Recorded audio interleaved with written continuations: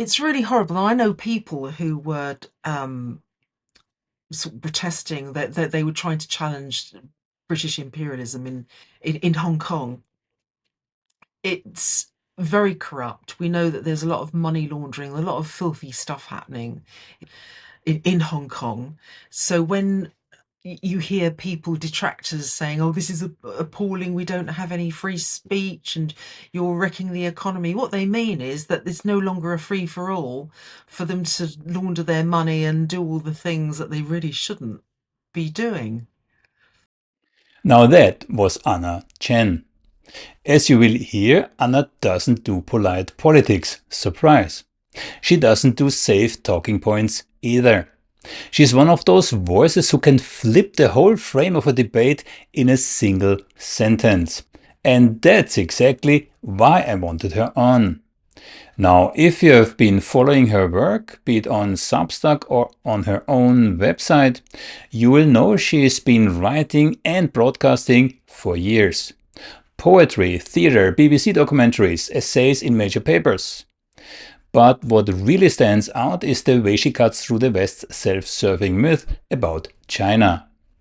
She'll tell you straight, COVID, in her view, wasn't just a pandemic, it looked like biological warfare.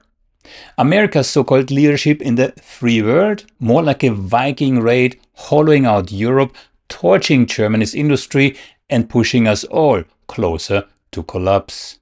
You might agree, you might not, but you won't be able to just shrug it off. And here's where our conversation got interesting. Throughout this interview, you will hear me self-servingly or vainly referencing some of my own work. My pieces on NATO's cognitive warfare program, on Europe's new censorship laws, on what I have called the velvet cage of surveillance and digital IDs. And what Anna does is she picks up those threads and pushes them further. Sometimes she agrees, sometimes she sharpens the critique, and sometimes she throws it in a whole new direction. What I admire about Anna is how she refuses to separate culture from politics. She can go from breaking down Hollywood stereotypes about Chinese women to exposing the dirty money behind the Hong Kong protests without missing a beat. It's a perspective that forces you to zoom out to see how history, propaganda, and raw power are always connected. So here's my suggestion. Don't listen to this interview for comfort. Listen because it will jolt you, make you think, maybe even make you angry. And that's the point. And if you want to follow these threads further, the articles I have written, the documents and interviews we talk about, the deeper analysis you won't find anywhere else, head over to my Substack. Subscribe not for reassurance, but for the uncomfortable clarity that comes when you step outside the official story. All links in the description. Anna Cheng, what a pleasure having you. How are you? I'm very well, thank you. Thunder and lightning going on in the background here, so it's very dramatic. Pathetic fallacy, I think, considering the politics that are going on now. Pathetic fallacy, I like that one, absolutely. So thank you for having me. You're most welcome. I looked at your work and I have a couple of notes in front of me. So you worked for the BBC, but that's not the only thing. So what I'm seeing here, and please correct me if I'm wrong, you wrote for The Guardian, Asia Times, South China Morning Post, New Internationalist, Morning Star, Tribune. Am I missing anything? Um, I did some theatre and I do poetry as well, but although remember I was never on staff though. I was always a freelancer. So it was difficult getting in, but since since the Trump pivot, well, Obama did the pivot, and since Trump doubled down, it's just been um, impossible. I don't think they want Chinese voices who are dissident at the moment, I'm afraid. You jumped right into it. So the Obama pivot, right? So we should maybe elaborate a little bit about yourself. So if I'm maybe I mix it up now, but your father was Chinese and your mother was English, right? Not the other way around. Yes. Okay. No, my dad came over in the late 20s, Hmm. and my mother's from Dagenham in East London. So you are considered a Chinese voice? Um, I mean, at the time when I was growing up in the 60s and 70s, I just considered myself to be a Brit, and it was so diverse that, in Hackney, there are all kinds of um, races. But I always acknowledge that I have Chinese heritage. I have my dad's name. I look a lot like my dad. The only part of my mother I can see is the bridge to my nose. I think everything else is is my father. Okay. And how did you get interested, so to speak? I mean, you're basically a journalist, right? I've done some journalism, but as say, I mean, this developed organically. I wanted to be a writer. I wanted to work in film, and I wanted to do poetry. These are my first loves, and it's really sort of by accident that I got dragged into the politics. But I don't think you can have intelligence and a decent sensibility nowadays and not be interested in politics, and of course not want to express what it is you're seeing. So I always had this need to. There were always lots of contradictions, I felt, living in British society. It was a very positive time. It was a time when the working classes were very confident, but there were still these contradictions, with Chinese. You just felt something was wrong. So I was always having to dig beneath the surface, because you were told one thing, that you're either the dragon lady or the lotus blossom, basically, or you shouldn't be seen, you're invisible. And I think people were doing this even unconsciously. I don't think it was a conscious thing for most people, but it's there in the cultural codes and the messaging we get at a subconscious level. So I always knew something was wrong. And I think really for my sanity, I was always trying to unpick it and try and really nail what was happening. But my parents, I think my mum wanted me to be a doctor, really. My dad would have been happy with whatever I did as long as I was working and applying myself. But they were both political. So, for example, I was reading the Little Red Book before I went to school. I was aware of it around, I'm sure I didn't understand all of it or even a fraction of it, but You it mean, was sorry, you useful. mean Mao Zedong? Yeah, the quotations of Mao, which the Little Red Book was very popular in the 1960s in the West, and it was around. There was lots of literature and political literature around in our household. So I was reading that, not necessarily understanding all of it. And my mum was teaching me politics. Like, I remember her teaching me how boom and bust works with stick figure drawings. And she used the example of a television factory to explain that, when you had a boom and there are lots of televisions um, being produced, you got to a point where the workers who were supposed to buy this, you had everything was absorbed to the max, and then you had a slump. So things like that, I was I was reading, and looking into and thinking about from very young. I fished out a couple of programs that you did for the BBC. And again, please correct me if I'm wrong here, yeah? Because I like the title, yeah. Chinese in Britain. It was a 10-part piece, right? Then Chopsticks at Dawn. I like that one. No, I love doing that. This was all as a freelance, but I was lucky Hmm. because I had a great producer, and that's the important thing. If you have a good producer who can do battle for you and get stuff in there in front of the commissioners, then that's half the battle. So this chopsticks at dawn, if I see this right, how Western media music tropes caricature Chinese music. So it's already slightly critical if I see this, right? Yeah, I mean, as a kid, I used to cringe. I'd hear this da da da da da da da da da. That musical trope that would be. You'd hear it in movies, you'd hear it in songs like kung fu fighting. And I remember, oh, that was a real bane of my life at the time Mm, because I'd hear that, and everyone loved it. It was a great pop record, but I'd just go, oh, mm, because it spoke of. I think it was almost like an Untermenschen signal that you weren't. It was about a people that weren't quite fully formed, and I was curious about this. Why is it that there's a certain configuration of musical notes? Because that's all they are.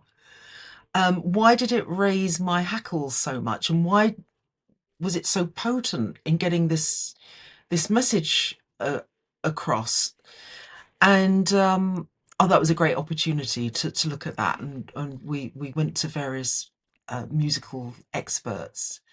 um Leeds, I remember there was a lovely man in Leeds who was looking at this, and I was just finding out more and more about it. They used a 5 note scale, the pentatonic scale, that's supposed to be how Chinese write their music. In the same way that Indian music, you have not just the notes that we have in European music, but you have the notes between the notes. So they'll have like lots and lots of notes, and the Chinese was supposed to be so bass that they only had 5 notes to choose from.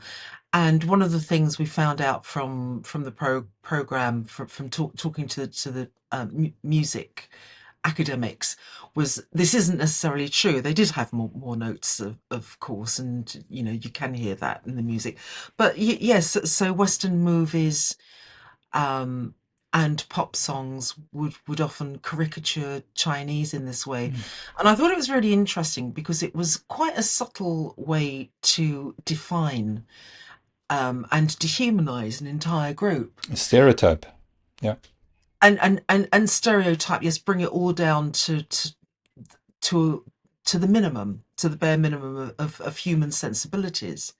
And I knew this was wrong. It was quite obvious that it was wrong. But most people weren't really questioning it. It was very entertaining, the music. So when George Formby, who was a movie star and musician from 1930s and 40s, when he was using this in his Mr. Wu, what can I do? And when I'm cleaning windows, or when he was doing Mr. Wu, he would use the same music. I think Betty Boop, the cartoon in America, was the first time that we can actually hear this in popular culture. But it was an interesting example of how the various aspects of the culture were defining and dehumanizing Chinese and Asians Mm. as a group. And I just thought, I'm going to unpick this and unravel it, and look at what's really happening under the surface. Mm. Another one that stuck out for me is the celestial star in Piccadilly, Anna May Wong, on the Hollywood legend of Anna May Wong. So, without elaborating too far, but in a nutshell, what was this about? Anna May Wong was Hollywood's first Chinese superstar, and she was born in 1905. She was third generation All American girl, actually, but she was born and grew up in Los Angeles at a time before Hollywood was had been established, and she fell in love with the movies. She was growing up, watching movies being made on the street. So she eventually, by hanging around, she eventually got given bit parts, and then she became a movie star, and she was very beautiful, um, really smart, and she wanted to be a proper actress. But I suppose a bit like Marilyn Monroe, being given parts that just stereotyped her. And I thought she was beautiful. She made this film called Shanghai Express, where she co-starred with Marlene Dietrich, and Marlene Dietrich was the huge, Yeah. huge movie, as you know. And I first saw this when I was about, I don't know, maybe six. They showed it on a rainy Sunday afternoon on television.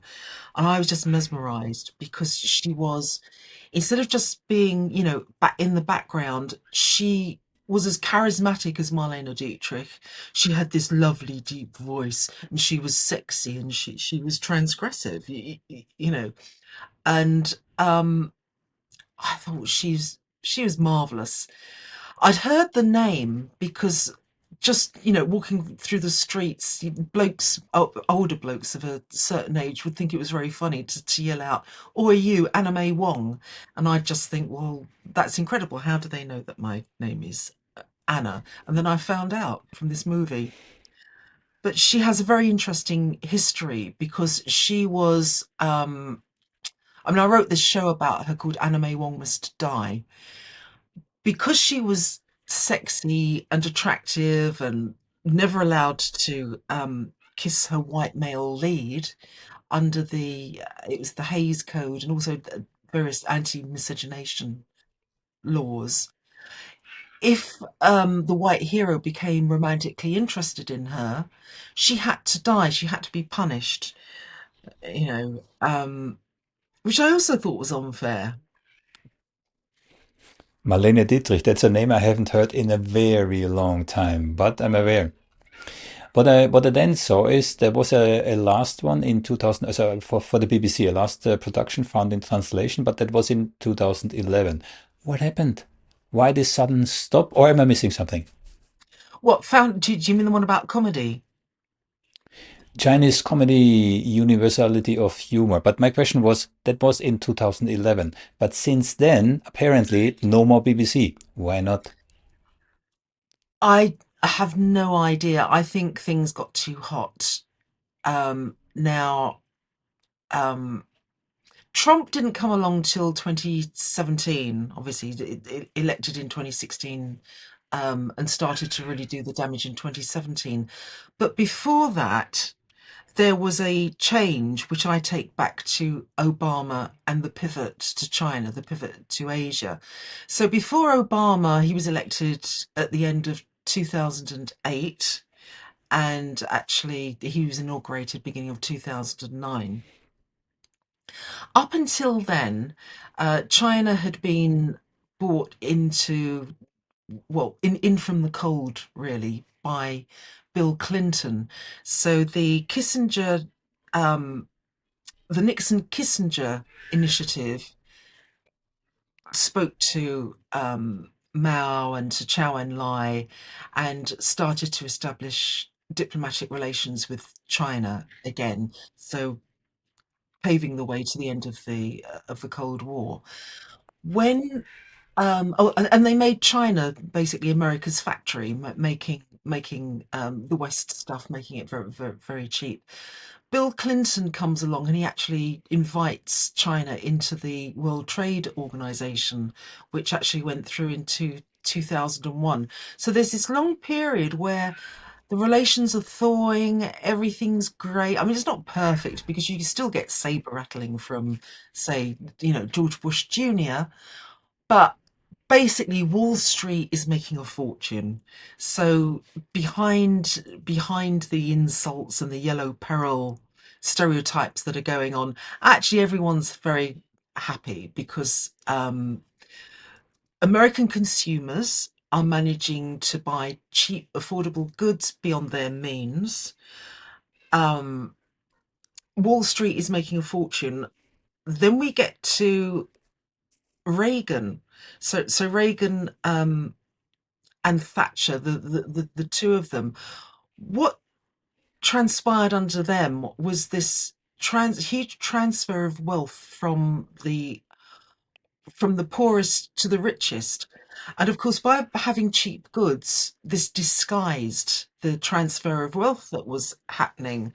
And I have some figures, if I can just, on my Madame Meow site, I've got it all down in the sidebar.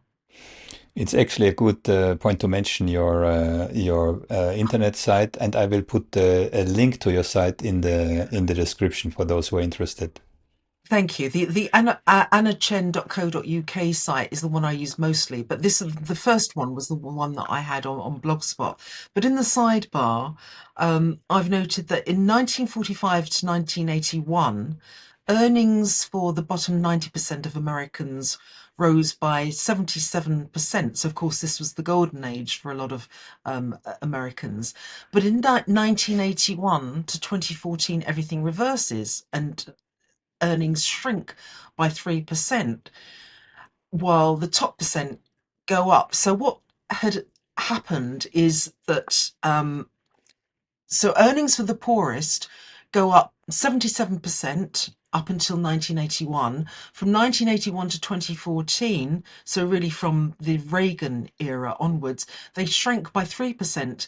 Now, for the top 1%, it's the reverse. 1945 to 1981, earnings rose 29% for the richest, while under Reagan, from 1981 onwards to 2014, their wealth rose by a whacking 176%.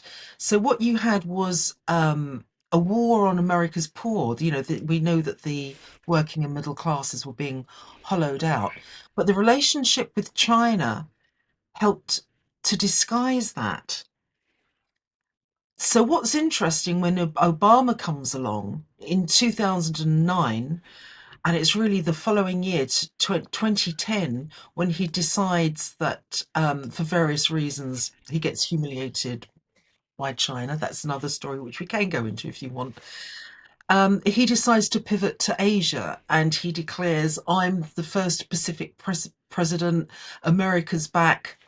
Because what had happened the reason he was elected in 2008 is you have the American crash. So you've got this greed induced crash of the bankers crash. Which he bailed out. And who bails it out? China, communist China comes along. They buy $1.4 trillion worth of debt. They stimulate their own growing middle class. By then, they had about a middle class of about 500 million people, 500 million, which is bigger than the population of America, which I think was about 340 million, something like that. They encourage their population to buy American goods, and they also absorb a lot of the goods coming in from Japan and surrounding Asian countries, because it's a global collapse that we were looking at that time. America goes into recession. It looks as if the whole world is going to tip over into depression. So China comes along, makes itself the global lifeboat and as well as growth engine, saves American capitalism, basically. And how are they thanked for it? How are they rewarded for it? 2 years later, Obama is saying he's going to contain China, that America's back, it's going to dominate Asia now, and China's had too much of a free run by working hard, of course. And he and Hillary Clinton worked together to basically destroy the Chinese economy. And all that Trump does when he comes along is he doubles down um, on what Obama has already set up. But the other thing that worried them a lot is that once China had stimulated the world's economy, it had allowed the global currencies to devalue against the yuan, which was really important. And it took a huge hit itself. Remember, people across the world were losing homes, they were losing their jobs. So suddenly they start being floated out of this disaster. In 2017, Christine Lagarde from the IMF actually says, well, for the first time, the global economy is emerging in sync since 2008. But this alarms America. Instead of being thankful and thinking, oh, we can work together now, we can see that, China's proved itself to be a partner, a strategic partner. We're now going to label it a strategic competitor. And it's really that pivot that sets us on the path that we can see accelerating, this road to hell, really, that I think we're all on. Nobody's winning. It's instead of having a win-win situation where everyone is doing well, um, and Wall Street was furious with what Trump did. um, Gary Cohn, who was his one of the Treasury financial advisors that he'd appointed originally from Goldman Sachs, was just appalled. He blamed Peter Navarro. He said Peter Navarro took advantage of Trump's very small brain and started the trade war. And I don't think he's wrong. Far be it from me to agree with what Wall Street says, but I think he was absolutely right there. I think the guy who actually started this kind of opening vis-a-vis China was indeed Nixon, with Yeah. Kissinger on side, and U.S. ambassador. He was not ambassador yet, but Chas Freeman, later ambassador of the U.S., was with them, and I interviewed him I think 2 or 3 times already. Yeah? And he told me about this visit when he was with Nixon and Kissinger in China. It's an amazing person. He's like around 90. I forgot now exactly how old, but crystal sharp in his brain still. But But he is old school. yeah, He's that old school who he knew what was happening and he knows what's happening now. and he says diplomacy is dead. He's very pessimistic in regards to the old school diplomacy that up until not so long ago actually was valid. But I would like to come back to what you said about China buying US debt. It's a two-sided sword. First of all, I find it brilliant from the Americans that they found mechanisms to sell their debt, basically bonds, right? I mean, the system itself is like, can you sell your debt? Can I sell my debt? No. But for China, it's a two-sided sword. Now that people or countries talk about de-dollarization, well, I make it very black and white always, yeah. But the only reason why China is not dumping all this debt and basically end the American empire and 11 super carrier fleets, etc., etc., is because it would hurt China Yes. as much, if not more. So again, there's a lot of, I mean, most people don't realize most dollars are outside of the US by far, by far. I don't know, a factor, I don't know how much. So that's a tricky one for China. It's a very, very delicate balance. I mean, I agree with you totally because a lot of people were calling for saying, China, why don't you just, just dump all the dollars and that will be fine. But of course, That would be fun. What? I don't know.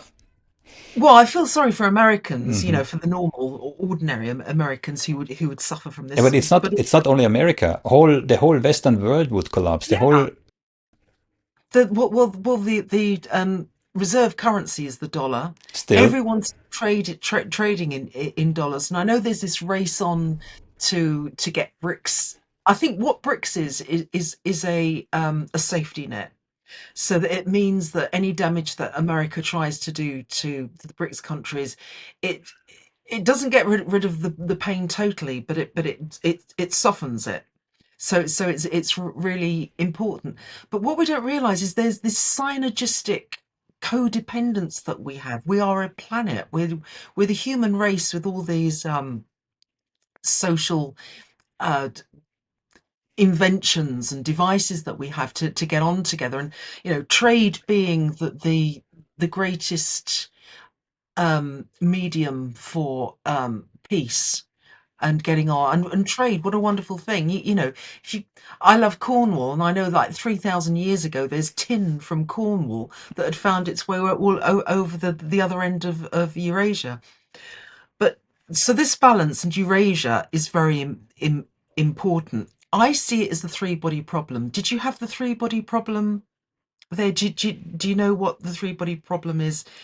I know It, it now since you and me discussed it a couple of days ago. But please feel elaborate. Feel free to elaborate. it's a wonderful three part.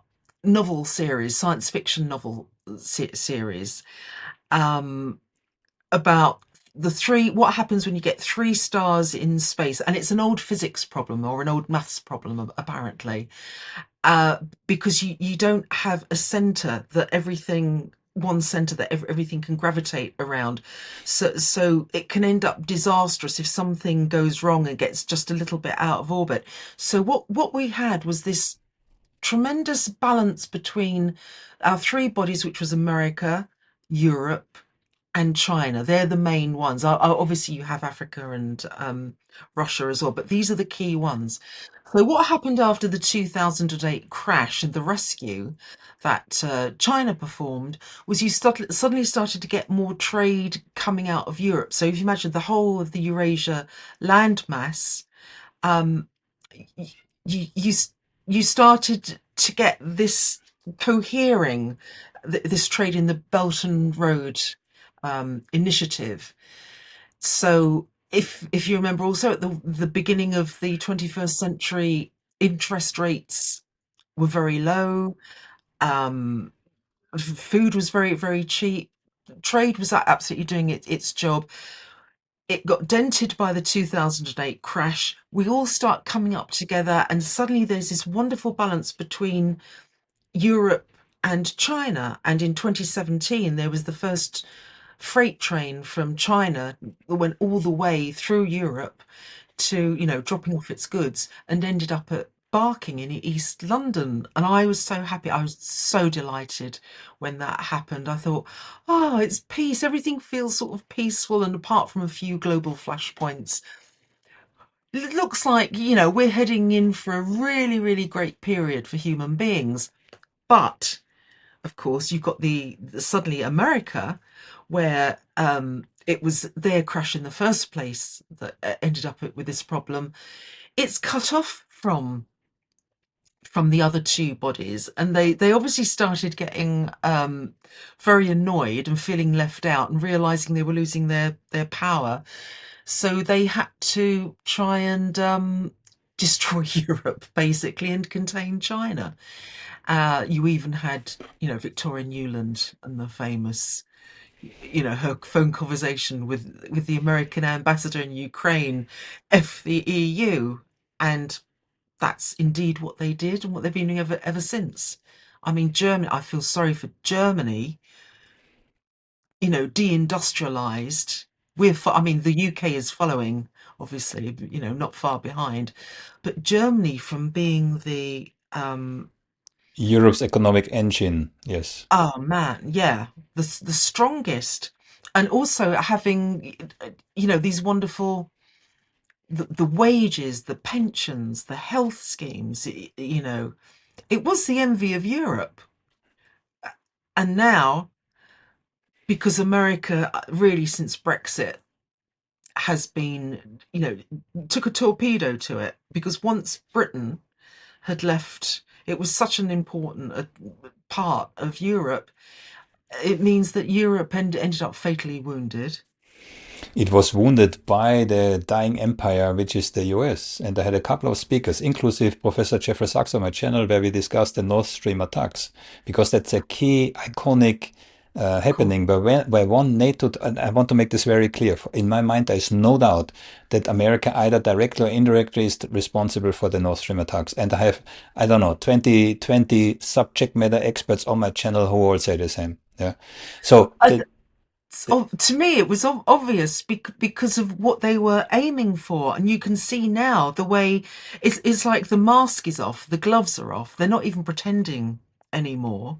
They want to isolate Russia. They want to carve up Russia and China as well. They want to stop. So I'm looking at I've got my map, my atlases on the wall, and the whole of Eurasia, which was on course to be stable, prosperous, peaceful, has now been absolutely screwed or effed to use Newland's term, because America had no way of cooperating. It's all it's competition. Everything is competition. Everything is grr. And I see Zero sum game. Yeah. it's a Viking raiding party, really. They've just gone back to that because they have nothing positive to offer anymore. It's over. 400 years of enlightenment is finished. 400 years of enlightenment and about 600 years. I said 500 years, but I was corrected in one of my last interviews. 600 years of Western hegemony comes to an end. And the geostrategic nightmare of the US is and was always German know-how combined with Russian resources. This is a Yeah. no-go for the Americans, which is why they did whatever they. Well, we can even get a step back.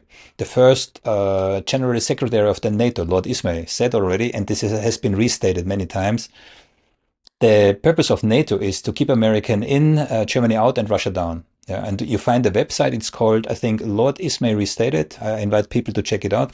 It lists consecutive administrations and officials kind of rephrasing the same statement. So till today, the aim of NATO, which is the largest military organization on the planet, which is integrated, yeah, is still keeping America in, Germany down, and Russia out. Not talking about China at this stage, despite the fact that Brzezinski in 1998, I believe, the great chess, the great game, I have the book somewhere behind me, warned already not to drive Russia in the arms of China. And coming back to one last thing, coming back to US Ambassador Just Friedman, he said they were even more stupid. They even put a nuclear armed North Korea in the arms of China. So Yeah. this is where we are today. And now India, pushing India. And But I India. want to ask you a question now. Go ahead. Because with all the damage being done to the German economy and losing that energy and the madness coming out of Merz, people like that, what are the German people doing? Because I always thought of Germans as um, having demonstrations and protests, and because of what happened during World War II, of having to be very good at analysing the politics and what was going on in Germany. What's happening? What I can say is that the former East part, so East, but the former provinces of East Germany, yeah, Eastern Germany, also Germany today, but the former Eastern Germany, they're the most vocal in terms of, being critical. But of course, they have never reached the same level of prosperity like West Germany did, right? Yeah. Now, what I can't really, I'm not too much in Germany, but what I can say from the company wise, large companies are moving out of Germany because they can't afford, can't afford, but they are not willing to pay, this massively overpriced LNG that now comes from the US, Of or course. the Russian gas, which comes via Turkey back into the European market, which also has a massive premium on it, right? Mm. So lots of, and what you said before, the deindustrialization, this is a word that I have, also that multiple of my guests used. So people don't really realize the impact that this blowing up of the Nord Stream pipeline, by the way, where one pipe, so those were actually four pipes, 2 times 2, yeah, is still intact. So Germany could still receive gas from Russia, but they don't for political reasons, right? But So when Metz says, "Oh, we can't afford, social it's benefit," crazy.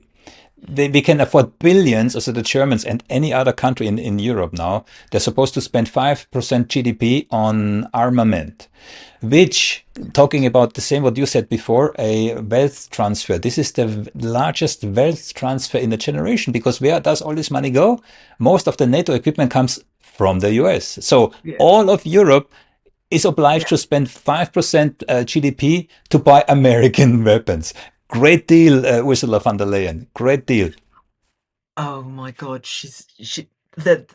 Do you know what? There are three European women: Baerbock, Kaya Kaya Kall, Kallas, and Ursula. It's like this isn't good for women. Having women like this in power, it's like they take the worst of them. They're not even competent. Like Margaret Thatcher, even if you despised her politics, she was very able, you know. to push through what she and her class wanted. Whereas this lot, they seem like I don't know, they're like delinquent sixth formers. From I a from a psychological perspective, for a woman, and again, I make it consciously very black and white. Yeah, for a woman to succeed in a male-dominated world, they have to, the women have to become also in corporate. That's my background. Yeah, they have to become more masculine than men. This is how they succeed. But they're not. They're very coquettish, especially Kaya Callas. You know, they keep their femininity. They want all the benefits I of mean, that. what they do. I mean, the acts, not how they present Oh, themselves. she's Yeah, being brutish, yeah, yeah. yeah. See, I quite liked Angela Merkel because I always felt that Europe was stable while she was in power. But then when I heard about Minsk, that she was actually part of the Minsk stitch-up, I was incredibly disappointed with her because I thought she had more foresight Yeah, we than, should clarify. So both François Hollande from France and Angela Merkel later said on public TV that the two Minsk agreements were only meant to give to give Ukraine more time to arm. So no wonder yeah. Russia or Putin is highly uh, cautious when it comes to any further deal with any Western leaders. But she really surprised me with that. You know, when I heard that she'd been party to that Minsk deceit, it just I still can't get my head around that because she seems to have a much more intelligent understanding about how to keep the peace and Yeah, balance. she was initially against Ukraine coming into NATO. She and some other, also the French, they were all against it. They knew what might happen. Yeah, Yeah. So what changed her? Why? Was it something to do? Obama put the spy chip on her phone. I'm just wondering what that they was not found. Obama. That was Israel. That was Oh, but Israel. Obama apologized for it. Yeah, but this was Israeli spyware. And she was not the only Western politician who got bugged, but it definitely came from Israel, not from the US. Well, that makes Yeah. sense. Yeah. Ugh. Briefly, I when I talk about China, I always try to talk briefly about Hong Kong because most people are absolutely clueless how it came that Britain had 100 years control over Hong Kong. So maybe briefly you want to elaborate. Right. There was this thing called the Opium Wars that started in 1838. Before that, China was actually the most technologically advanced country on the planet, and Britain was just this little little vicious island off the end of Eurasia. But so there's a lot of trade between them, except that Britain doesn't produce anything that China wants. So China has silks, porcelain, we have scratchy wool, and we have clockwork doodads, but nothing really that China wants. So there's this very famous delegation that goes over, McCartney, who goes, he's from one of the Georgia, the King Georges. He goes there and tries to do a trade deal. He doesn't kowtow. That's the other thing. There's a whole lot of psychology involved as well. He refuses to kowtow in the court of the Chinese emperor, and the Chinese emperor doesn't really, think that's too brilliant. So George Macartney comes back empty-handed. So this is right at the beginning of the. It could even have been right at the end of the um, 18th century.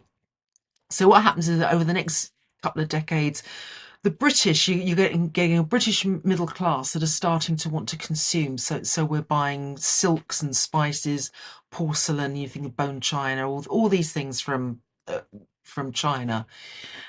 And what's happening is that all the bullion is being used up. And not only that, China refuses to accept gold; it will only accept silver. So, in addition to actually spending money from the British Treasury, Britain's having to go through middlemen to change the gold into silver, which then pays for our goods. So all this chinoiserie is costing us an absolute bomb. It gets to the point where there's no trade, there's nothing of ours that China will take. The East India Company that suddenly turn into narco-capitalists, because that what they realize is that they can use industrial production methods to produce opium, because any opium that was there in China beforehand was basically an aristocratic vice. It was very expensive. I think the Dutch were providing a lot of it as well. Suddenly, Britain, which is having this incredible industrial revolution, realizes it can grow huge amounts of opium in stolen Bengal India, and yeah. then ship it to China. China says no, we don't want this, and the commissioner Lin Zhejiu tries to implement Chinese laws, and he confiscates a load of the opium, and he ends up destroying it. Now, a lot of people think he burnt it, but it's like, no, for obvious reasons. You're not going to burn a load of heroin, for everyone to breathe in.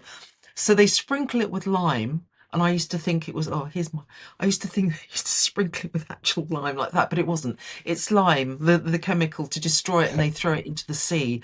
And I think the Chinese even said prayers to the fishes, to the fishes that were going to die, to apologize to them. Um, Britain uses this as an excuse, really, to send in the troops, the navy, to protect the East India Company, all the rest of the merchants who are selling the who are selling the opium to China. They force it at gunpoint onto the Chinese, and what had been an aristocratic vice now becomes a nationwide addiction. And it's just the most appalling thing. I mean, there are massacres as well.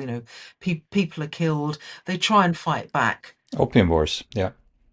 but so you have two opium wars. But what happens is, of course, the rest of all the Europeans decide, oh, we're going to get a piece of this action as well. The French are in there, the Americans, of course. I think the Roosevelt family and the Kerry family and the Astor family actually make their fortunes from the opium trade. The opium trade also helps to finance the industrial revolutions that are going on throughout the West. So this is why this period, they're all the Western countries are motoring ahead, doing very well, becoming very, very wealthy. Fortunes are made. They take off chunks of China. So instead of taking over the whole of the country, because it's absolutely huge, it's basically they concentrate on the east coast. Hong Kong is an amazing deep water harbour, so that's very, very useful, and it's just downstream from Canton.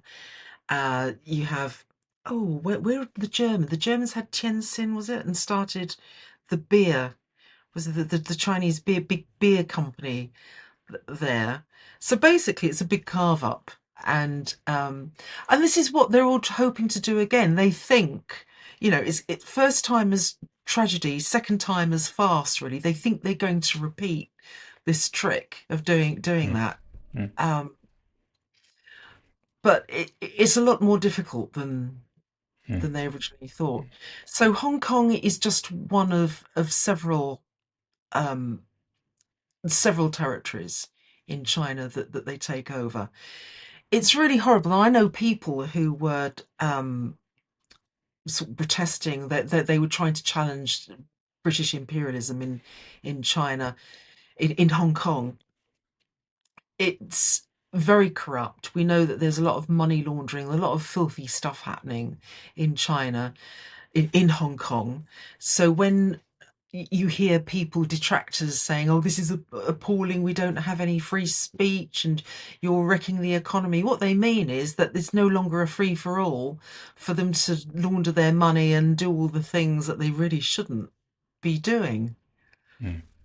So at the end, the British took Hong Kong at gunpoint, basically, after the Opium Wars. They kind of agreed to a lease or something. And I remember when it was when it was to be handed over back to Hong Kong, sorry, to China, there were discussions within Britain, US, maybe we can lease it another 100 years. But then I had sources who told me at that time China would have gone to war over Hong Kong. Is that something you can confirm? Um, it wouldn't surprise me. I don't know that for definite, but it was up in 1997. One of the things that China had agreed to in the handover, and that always gets left out, is that the final six words that Hong Kong can maintain, even though it's handed over to Chinese sovereignty, it can carry on under the system. It uh, it will have autonomy, but not in defence and foreign affairs. So it was very clear from the start. So this paper that was signed by Thatcher,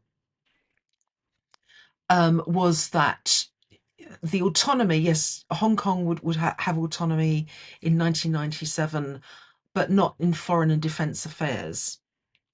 Thatcher, I think, would have loved to have held on. I remember at the time Prince Charles complaining and calling the Chinese a load of old dinosaurs. You had Chris Patten, who was the British governor, who's very bitter now, and he's been behind a lot of the stuff that's been going on, the so-called protests in Hong Kong recently since 2019. In fact, Chris Patten actually wrote the foreword to Joshua Wong's book, which was like the protesters' manifesto, why they were going to keep fighting China. So this is how deeply embedded they still are, and the dirty tricks that they're still doing, apart from the National Endowment for Democracy, which is also putting in a lot of money. So they had to hand it over in 97. A lot of bitterness, but you knew that they wanted to hold on to it. I'm not au fait with exactly how much of a threat China made to them and how explicit that was. But that was very, very important. Very, very important. I mean, they had it like for 100 and what was it, 149 years, a century and a half. They had Hong Kong. That's enough. Hand it back now to the Mhm. to the Chinese. Knowing this history explains also why the Chinese see the last century as a century of humiliation, which is completely the Western audience doesn't grasp what actually happened there. Right? It was really plundered. China was really plundered on the worst possible way. And one anecdote, I know that at the beginning, the Chinese themselves, they were not really open. They were not really interested in opium till the Dutch came along because it was not kind of, I don't know, it was not really accepted till the Dutch came along and they put the opium in the pipes. Yes. That was a pipe, that was a Dutch thingy. They still do it here. I mean, Sailors. not It was the sailors. same Dutch And sailors. and this is when the large adoption actually happened within China using opium. But it wasn't really a large adoption because it was still so expensive. The Dutch opium that they grew in Indonesia, I think, just was out of the price range. So it wasn't a huge problem. I thought it came from India largely because there the Dutch the British got this basically for nothing, and then shipped it to China, right? The British did, but they came along after. So the first Westerners to trade in opium were the The Dutch, Dutch, yeah, which yeah. is why I say it was an aristocratic vice because you had to be rich in order to afford it. But it was so common that Mao Zedong later said he hopes he can destroy the West with heroin. When I heard this first See? many years ago, I didn't have the context.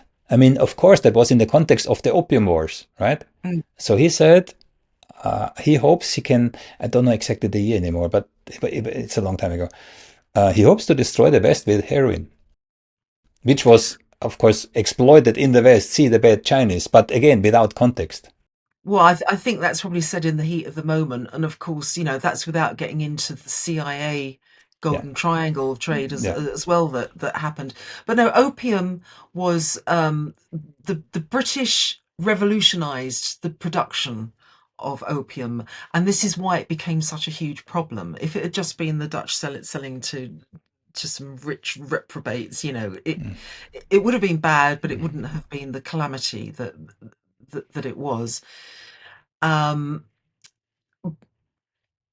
And there are, the people who've made money from it. There's an island called Stornoway. You had the narco capitalists like Jardine and Matheson. I think it's either Jardine or Matheson who bought um, the Isle of Lewis, and he sent about 500 locals who were living there, Scottish people. He just evicted them and sent them to the wilds of Canada at the time. And he built this castle, Stornoway Castle, in Lewis, on the proceeds of of his narcotic trading. And they don't really talk about that. If you could, I did actually at one point go onto their website because it's a tourist attraction now, Stornoway Castle, and you can't really find anything about what they did. We could also briefly look, or briefly, we could also look at Taiwan to pull the whole story or our discussion more into the present, right? So Taiwan, and I like to compare it with Cuba. It's a little island just in front of a massive superpower. And we, the West, we claim, and I say specifically we, the West, I can explain why. We claim it's not Chinese. It never, well, I don't know if they say it never was, but they claim it's not Chinese. Problem with that is we have now NATO, which is North Atlantic Treaty Organization, expanding into the Pacific. Yeah, so Yeah. I heard a couple of interviews from NATO generals, multiple, which are actively promoting. Well, they're not promoting; they're stating facts. Yeah, that NATO is expanding into the Pacific, right? Mm. And here, of course, comes Taiwan into play, which is basically, or well, if NATO really gets its will, it would become a nuclear base against China, same as the Russians tried in Cuba. Now, we, the West, or the Americans, went almost to a third world war to prevent this from happening. Yet, we, the West, I mean, again, mostly America and the British, accepts from China, but also from Russia in the case of Ukraine, to accept nuclear weapons that close, like 7 flight minutes. That doesn't give leaders much time to decide, is this now a nuclear attack or is it not? Shall I push the button or not? Yeah, to accept that. Yeah. So from Taiwanese perspective, as far as you can tell, I mean, don't they see the danger that they are being used like Ukraine is being used? Well, you could ask the same of the Ukrainians. How come the Ukrainians haven't Yeah, worked that out? How come the Americans don't realize that the government, all including Biden as well, all the governments are bad for them. But, again, up until the pivot, Obama's pivot, it was accepted that it was one China. And this is now, so legally, it is still one China. And of course, there is a history to this. Um, I have to say, America has never stopped selling arms to Taiwan. It used to be called Formosa when America sort of lay claim to it because they thought that Chiang Kai-shek, General Chiang Kai-shek, was their boy, and he was going to be able to use this as a base. So the Republic of China, and that's what it's called, Taiwan, the proper name for it is the Republic of China, that he was going to use that as a base to take over the whole of China because it's a civil war. The civil war, in a sense, has never really ended, and it's worse if Taiwan and Chiang Kai-shek had got his way because they actually lay claim to Mongolia as well. So if you look at a map, it's the whole of China plus that bit on top. That's the cushion between China and Russia. That's what the Taiwanese would lay claim to. Now, how did it get like that? Well, it's always been a province of China. But what happened was after the Second World War, when the West managed, and China, of course, managed to defeat Japanese fascism, and 35 million Chinese died from between 1931, when Japan first took over Manchuria, to the end of the Second World War. We know that what is it, 27 million Russians died, You know, you think of what happened at Stalingrad, which Merz seems to want a replay of like a football match or something. Yeah. So you have Russians and Chinese dying to save the world from fascism. So after the end of the Second World War, you had this civil war, so the class wars between the communists and between the Kuomintang, led by um, Chiang Kai-shek, General Chiang Kai-shek, who is backed all the way by America. Amazingly, the communists win, and they're not backed by America. So in 1949, the liberation, you know, they defeat the Kuomintang, who are Chinese. So they're all Chinese. The Kuomintang and the communists are Chinese, Chinese, Chinese. So the leadership goes to Taiwan, which had been um, Flees. We should say they flee to Taiwan, right? what did I say? They go to Taiwan. No, they were. Right, yes, Yeah, yes, yeah, they were yeah, beaten. Yeah, yeah, yeah, they were beaten and they escaped yeah, yeah, to yeah, Taiwan, yeah. incidentally taking all the best treasures of China. So if they're not Chinese, what are they doing taking all the best artifacts? There's apparently the museum in Taipei, the capital of Taiwan. It's just full of just the most sumptuous stuff, you know, because they cleared it out. They cleared out China, basically. So the fact that they never dropped the name the Republic of China as well, I think there's a clue in there, and the fact that America eventually had to just, you know, throw in the towel and say, okay, okay, you know, communists, you won, Mao, you won, um, fine, it is all one China. But as I say, they never stopped supplying Taiwan with arms, and the geography of Taiwan is interesting, of course, because it's like got this spine. It hasn't really got huge beaches where you can land, so it's rocky and mountainous. It's also part of the island chain. So if you want to hem in China, it's a very important link in that all the way down, coming all the way down from Japan, stopping there, and then into the South China Sea again. Clue in the name, the South China Sea. Names are no longer, how shall I say this, reliable, since now the Gulf of Mexico is suddenly the Gulf of America. I mean, Just South China Sea, let's see what Trump comes up for with the.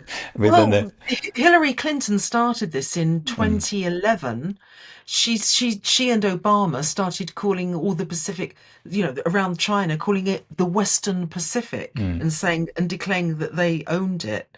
So they were changing the names. And Indo-Pacific, where does Indo-Pacific come from? Considering that India is right round the corner through the Malacca Straits, and it has its own ocean, the Indian Ocean. So to call it Indo-Pacific is just it's all part of the psyops, you know, all these psychological games that they play, and to try and Well, they have. if you talk about maps and you have one on your wall, you probably have a Western designed map.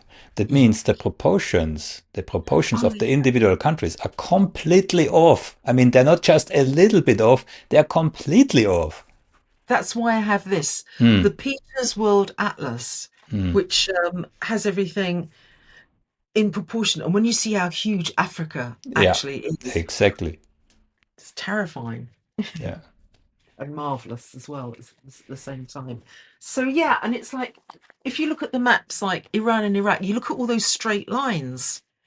It's like, how come these countries, did they just develop organically like that with straight lines as if someone has taken a ruler to it? And of course, we Looks know very that's, British. Looks very British. Taking a ruler, making a straight line. Yes, yeah, and it British. was, yeah, it was done I know, by I know.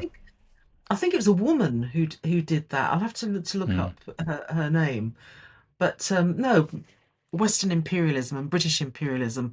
I mean, if you think that Britain had the largest empire in the history of the world, you know, that is a lot. I mean, how it's fallen from those days. Thank They goodness. had this classic trick of rule and divide, and it's, I know it sounds like a cliche, but this is what they actually applied, because they had very few British soldiers comparatively in those various countries that they ruled. They created a native army and let their own people kill their own people, right? This was their model of success.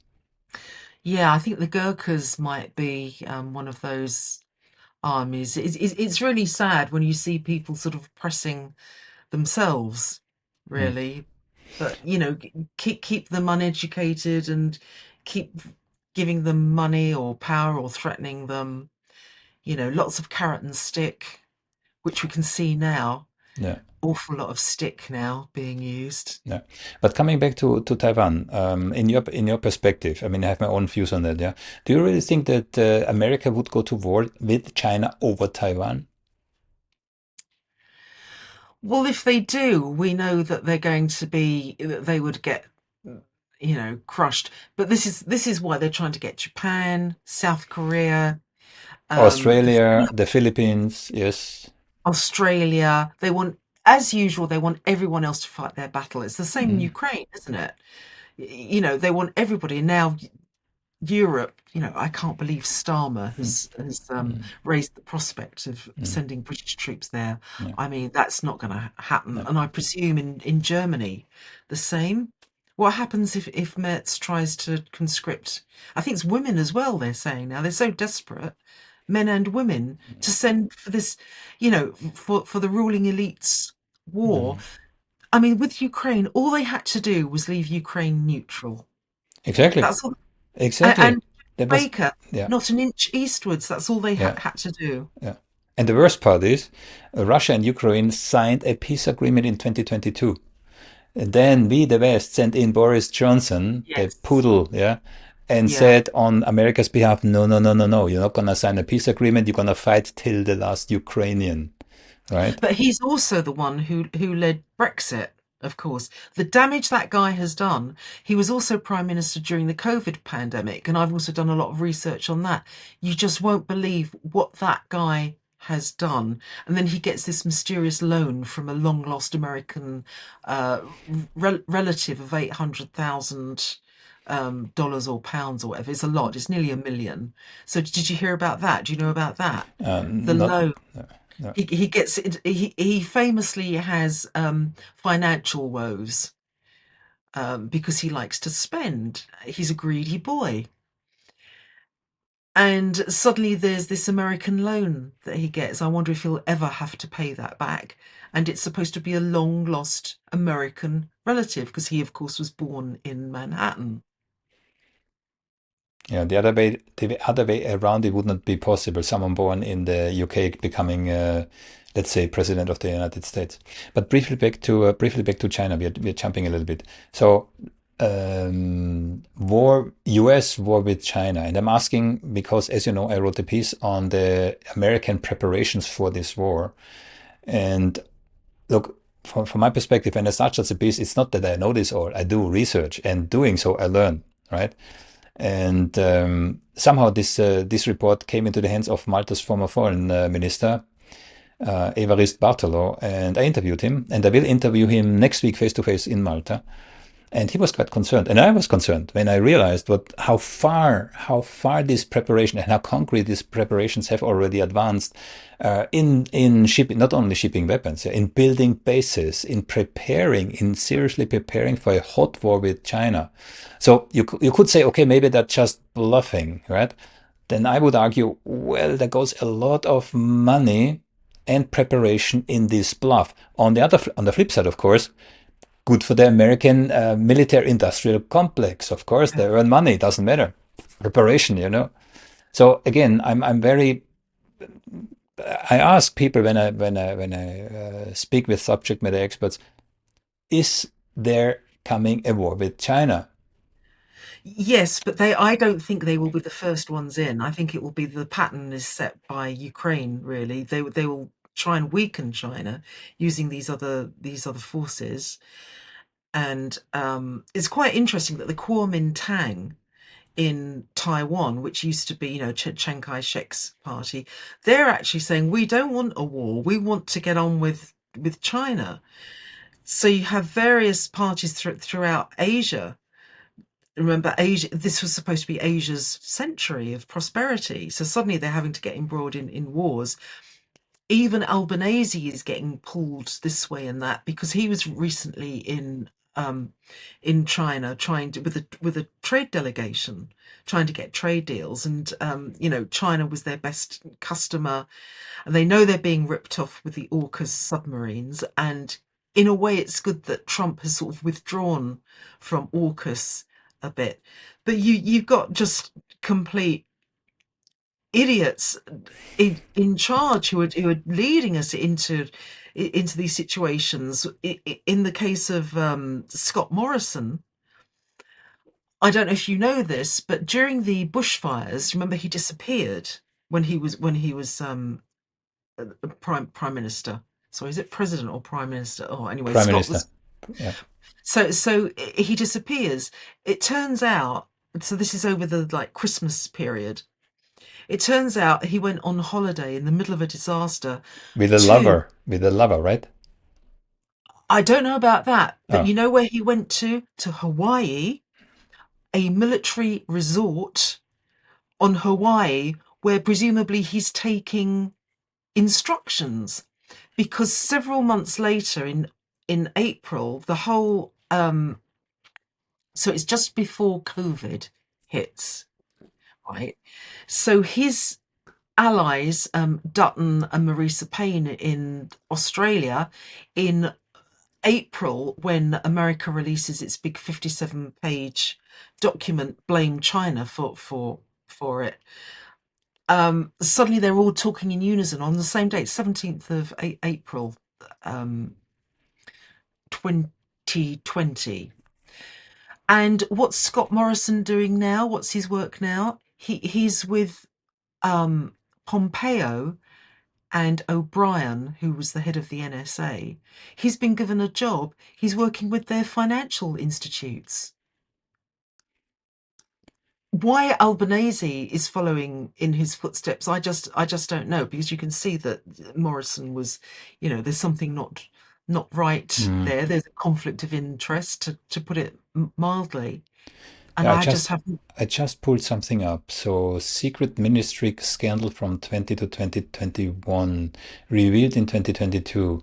It later came out that during COVID, Morrison had himself secretly sworn into multiple ministerial portfolios: health, finance, home affairs, treasury, industry, science, energy, and resources without telling parliament Mm. or the public or whoever. Yeah, so there was quite some COVID. Yeah, and I'd love to, Some fallout, not some COVID, some fallout. Yeah. but so he takes like a week or so off in Hawaii on a military resort. That's not a coincidence. That's him being set up and being primed Mm, and being given instructions. And of course that's never challenged by their mm, supine press or by the Labour Party mm. that later got in. And look how Scott Morrison has been rewarded with the work he's doing. I mean, Pompeo and O'Brien. If you're suddenly being rewarded with work with them, what is that telling you? Yeah, I'm just checking what he's doing today. What was it here? Like, No. Appointed companion of the Order of Australia in come on. June 2025. Yeah. But talking about Australia, so Australia is, of course, also prepared for the war with China, And it's going right? to bankrupt them with this submarine deal. It's as bad as like you've got Australia that lost its business with its trade with China, and now is going bankrupt. It's going to go bankrupt over the submarines. You've got Germany, which has given up its cheap energy and its industry and is basically screwing over its own people, saying it can't afford to look after its own people anymore. The Starmer is doing something similar Here, I mean, and this is our democracy. It's absolutely, it's just a, it's just appalling.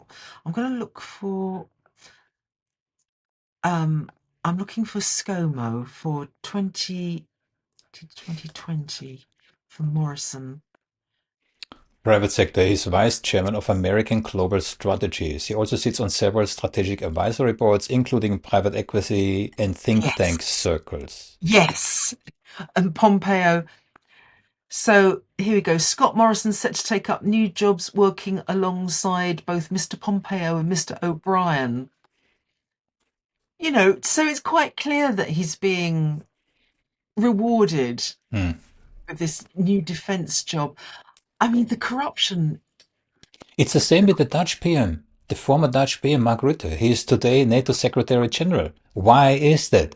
Well, this is a token of gratitude for services rendered, not for Yes, serving his country. Yeah. Daddy Trump. I mean, that's so embarrassing to call Trump daddy. And then Richard's saying that he wants to go to war with China. What the hell has China ever done to you? It's the other way around. Yeah, really, really. Yeah, and if you think of the Dutch The opium. Dutch, yeah. Yeah, the golden age, yeah, for the Dutch. You still feel it, by the way. Dutch is a small but very rich country, and their wealth from the country goes back to that time, right? Yeah, yeah. Good. Shall we talk, if you want to, can we talk about, I have here TikTok bans, thought crime, and the digital iron curtain, you know? I mean, you live in the UK, right? So there is just a new policy. It's called CSFP, Council Decision 2024-966. And this entails that you can get punished by not following the mainstream narrative. And by punished, I mean they can freeze not only your bank account, they can also freeze the bank account of your relatives. And if you think this is fantasy, we already saw it in Canada in the farmers' protests, right? But So through the in Britain, in Britain, CSFP 2025 slash hang on. that's European Council decision CFSP 2025-966.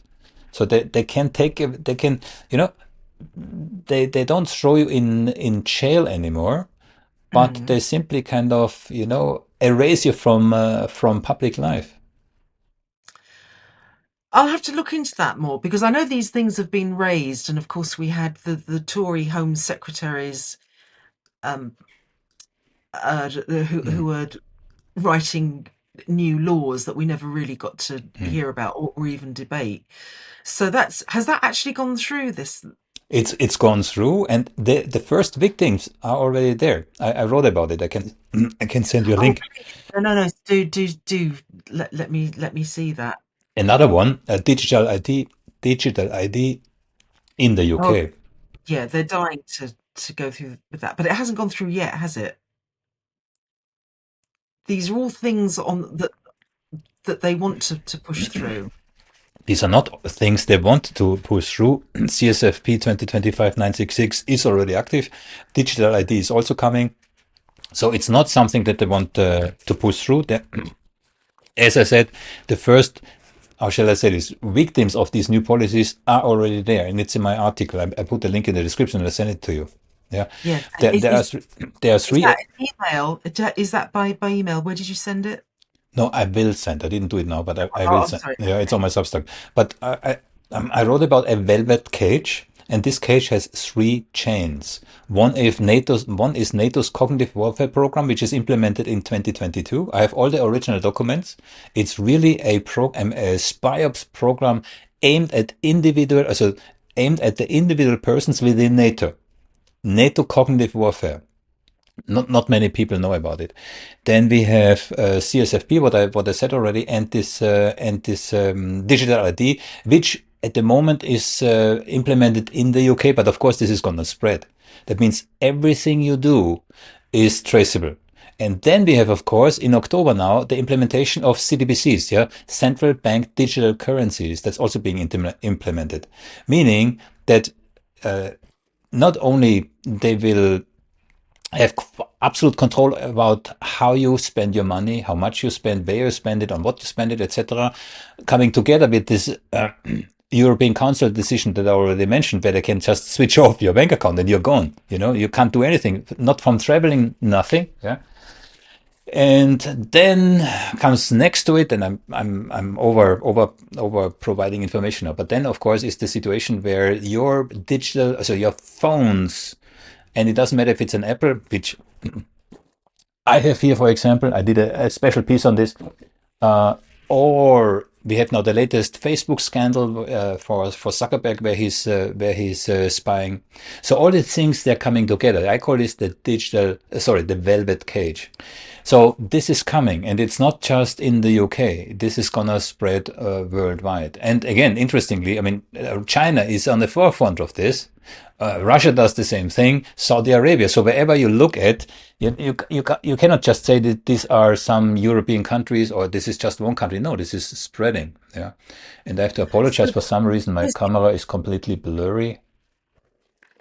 there's the European law that is that's coming in, which is ostensibly about protecting children from. That's the one. That's CSFP 2025 Yes, 966. That's the yes, one.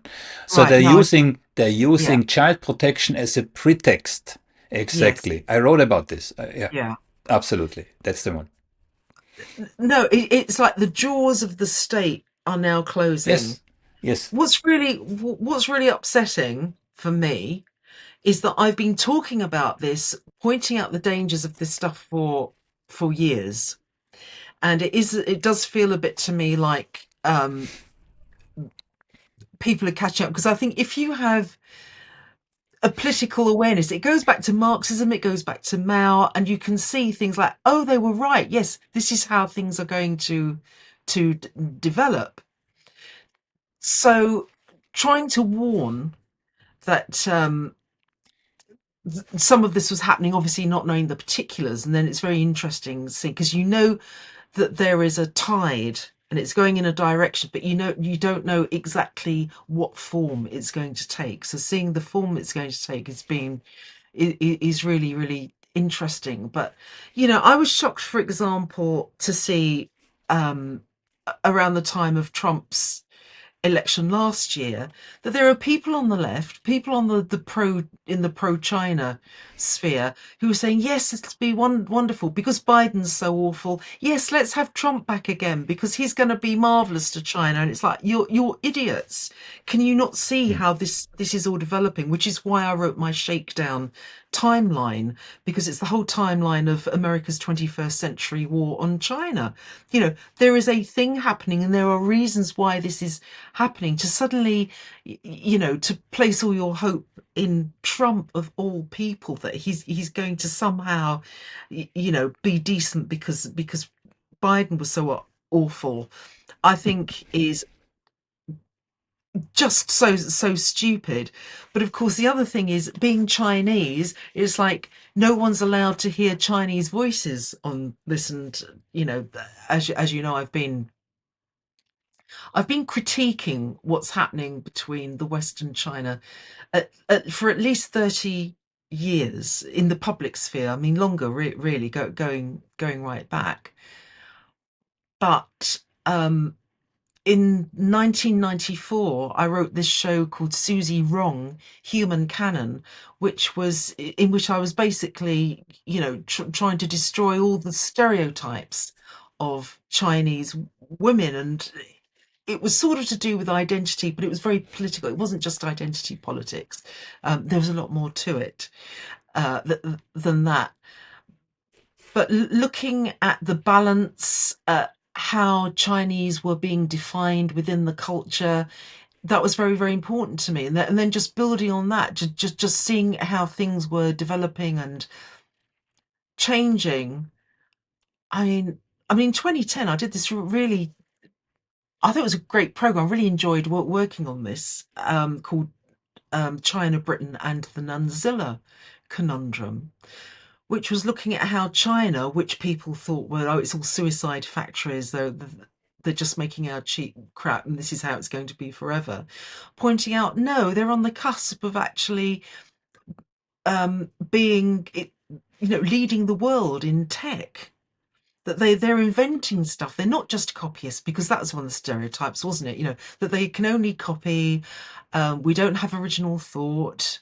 No imagination. We're all like ants. I can remember when people saw that amazing 2008 Olympics, in Beijing.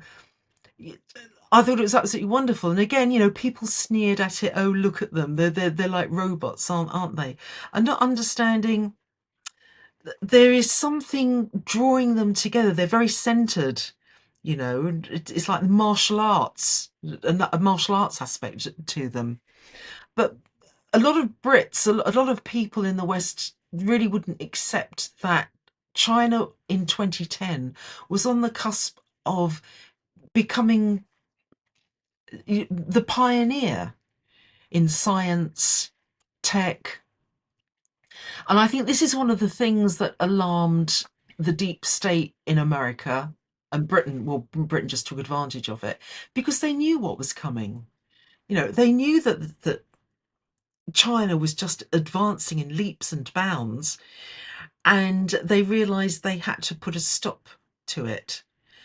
So now you ask, or the if America's actually going to go to war with China. I think they're using their whole armory of different aspects. They've got their 400 bases.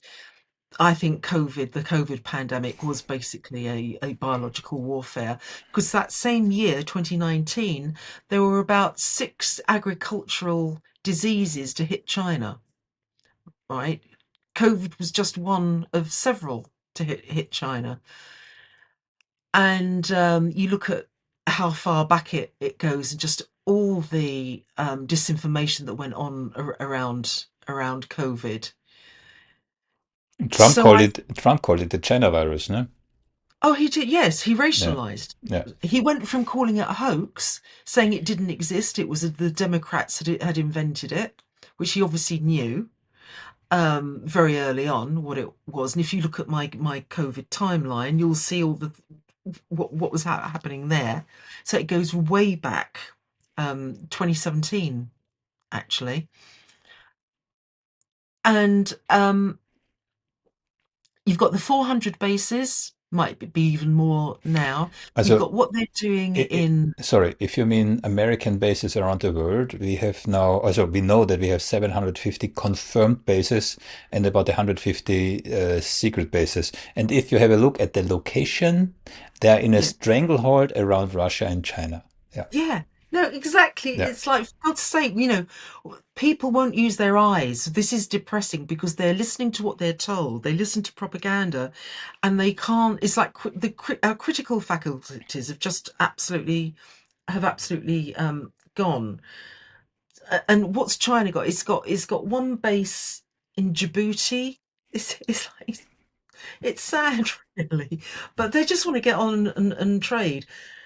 So you have all this. The war drums have been going for ages and ages. The media here, the BBC and the Guardian, have been every bit as bad Mm, as the right wing press. mm. And in fact, up until Trump, the Telegraph was all for China.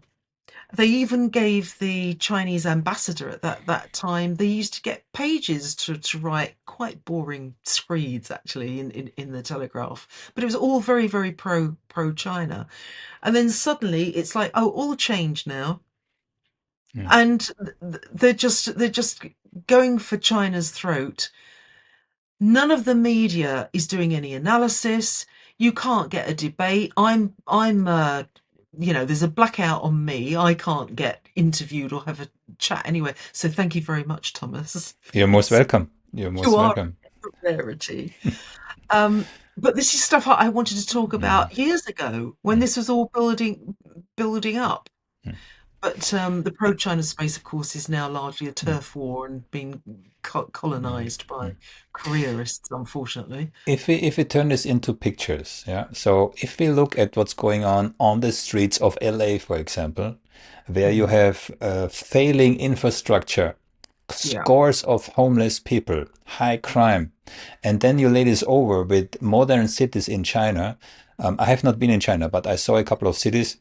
It's like out of science fiction. Yeah. Yes. So it's that advanced that it could make the stage for a science fiction movie. That's how I saw it. Yeah.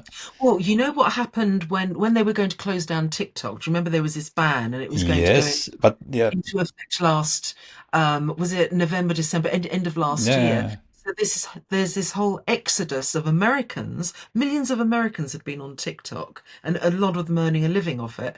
They went over to Red Note, which is the Chinese app, and it was so good. You know, it was almost making me cry because they were making friends. They were being shown around people's apartments. They were looking at the markets, and Americans were furious. They were saying we've been lied to. You know, we were told that China was living these really debased circumstances. China's living in the future, and they were looking at all this, as you say, you know, the cities, the modern cities, the transport, the markets were great because, of course, food prices are going up tremendously for Americans. And when they were looking around at the restaurants, the markets, and seeing how much Chinese were paying for their food and for their apartments as well, whereas Americans are having to sometimes have two or three jobs just to, you know, just to stay alive. They were absolutely furious, and I think this is another reason why TikTok, why Larry Ellison, you know, and Oracle is having to. there is an Israeli aspect to the TikTok ban. So the main initiator, and I did a piece on this, was Israel. It's information control in regards to what's happening in Palestine. But it's of course a welcome side effect, you know, that TikTok is China, and but there was a big backlash because, as you said, many Americans, I don't know how many, but many, earned their living. I did not know that so many Americans basically earned their living from TikTok. Yeah. Yeah. So there was a backlash. Yeah. So yeah, I'll send you my piece on Red Note because that was very interesting.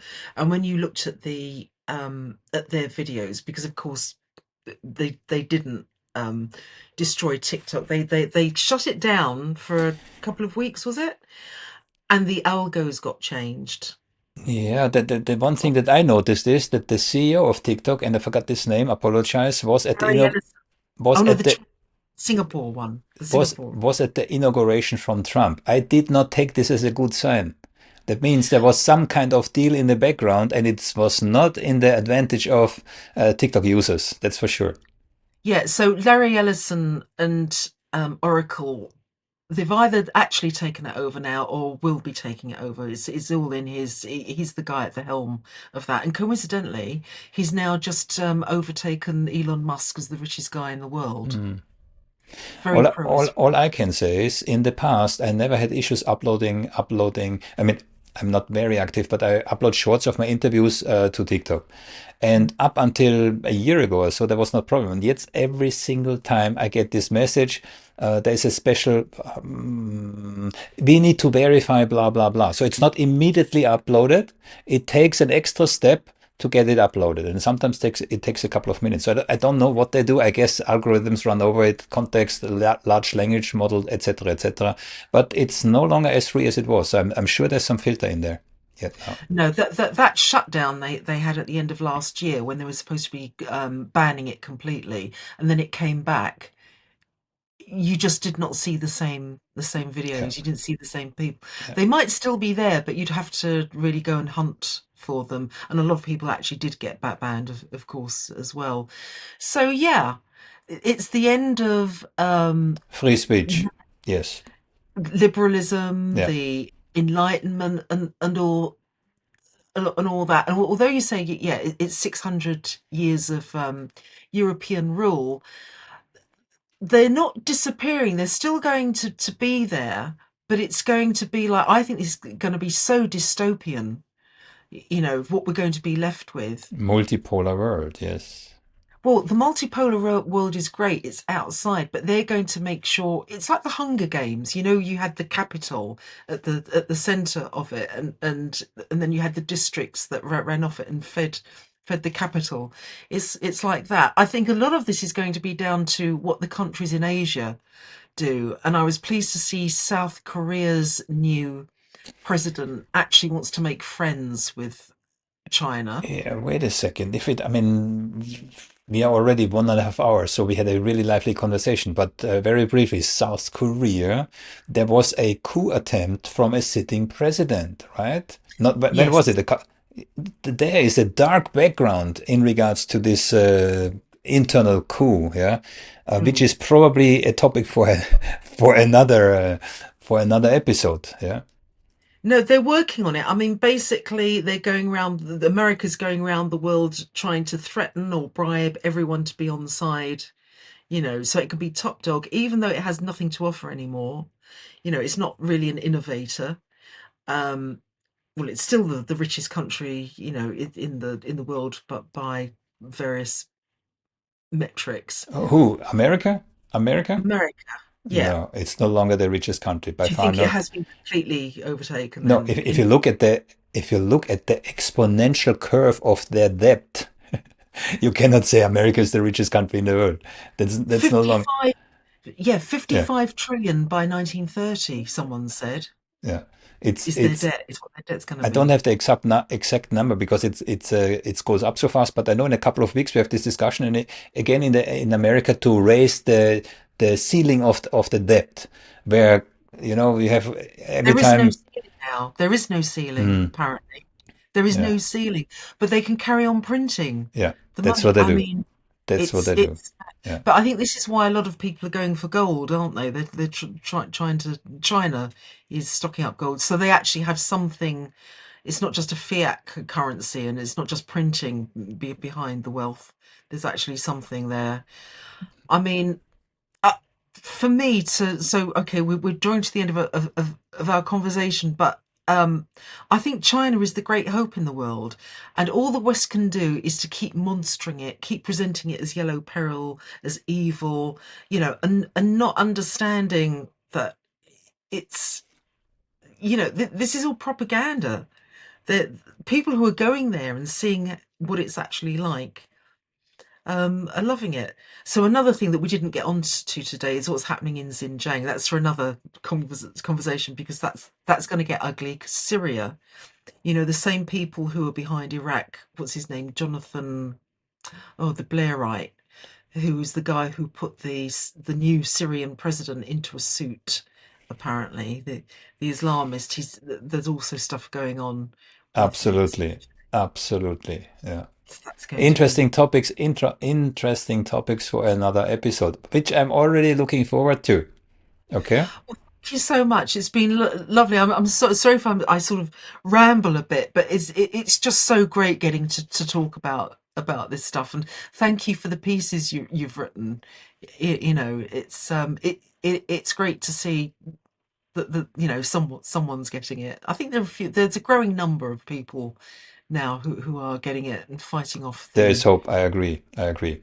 And one more time, tell us the name of your website that you are most present on or most published on. AnnaChen.co.uk. Okay. And as said, And I will put the link in the description. there's also a Substack as well. Okay. So thank you so much, Anna, Thomas. it was my pleasure. Okay. And we definitely stay in touch. Yeah, no, definitely. Cheers. Good. Bye bye.